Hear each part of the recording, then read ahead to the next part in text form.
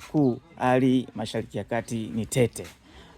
Tukiacha Iran kuzuia kupitisha mizigo pale Strait of Hormuz, lakini Yemen pia mlango bahari wa Bab el Mandabi wametishia kufunga, lakini kwa mara ya kwanza leo wamerusha makombora kuelekea Israel. Kabla hajaendelea, hii ni miche ya nyanya ambayo inaenda mkoa wote. Na tumesema kuna mafuriko yametokea, kwa kinachokuja kutokea saa hizi tuna expect bei ya nyanya itapanda sana, kwa sababu ni wachache ambao wataweza kubaki kwenye game. Hali ni tete. Na naendelea kazi hapo kwenye mafuriko. Kwenye mafuriko tuna expect bei ya nyanya itaendelea kupanda, itakaa kwa muda mrefu, kwa sababu msimu kama huu watu wengi walikuwa wanaotesha nyanya zao ambazo ziko shambani, wengine zilikuwa zinachumwa, lakini changamoto inakuja kutokea, mafuriko yamesomba kila kitu, yamechukua nyanya ndogo mpaka nyanya kubwa. Kama nabisha nenda sokoni afu angalau utauzwa nyanya ngapi? Shilingi 500. Kwa hiyo hali ni tete. Kwa hiyo kwa wewe ambaye ni mkulima, sasa hizi ni muda sahihi wa kuweka zigo kama una miche, lakini kama una miche au kama shamba lako pia alipo sehemu ambayo ina maji, kwa sababu kama shamba lipo sehemu yenye maji itakiwa usubiri mpaka kupoe kidogo. Mnafahamu kilichotokea Kenya? Ni hatari pia, kwa sababu mashamba sasa, mimi si mashamba, nachozungumza ni watu wengi pia kuathirika na haya majanga.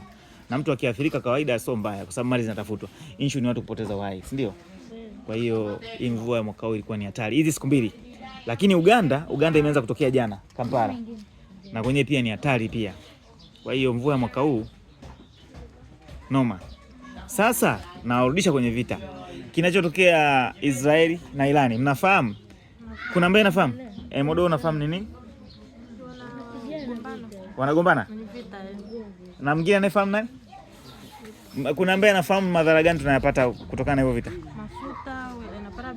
Mafuta yanapanda bei. Ya petroli. Shikamo. Mwingine anafahamu? Jamani, Modo mmeona anapojua? Petroli inapanda bei. Wewe unafahamu ni nini? Tunapata madhara gani? Kama alivyosema Modo hapa, kuna baadhi ya vitu hatuvipati, ndio?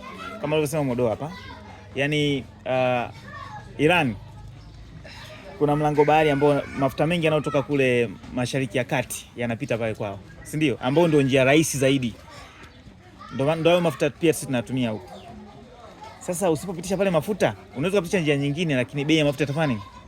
Mfanyabiashara hawezi akatumia gharama kubwa alafu akubali kile kitu kisimpe faida. Kwa lazima atapandisha bei, si ndio? Kwa mwisho wa siku ndio maana vita vinatuathiri sisi. Kenya wanauza sana maua, si ndio? Nje huko, lakini pia nyama za kutosha zinaenda Uarabuni. Sasa ndege zinarukika huko, basi muda wote ni tu kwa mwisho wa siku hakufai. Kwa mwaka huu mwaka kidogo ni wa moto. Mafuriko, afu tena vita. Sasa kibaya zaidi ni nchi zingine kwanza kuiunga mkono Irani, mfano Yemen, na wenyewe wanafunga mlango bahari ambao Saudi Arabia ndio ilikuwa inapitisha mafuta. Kwa hiyo kinachokuja kutokea ni nini?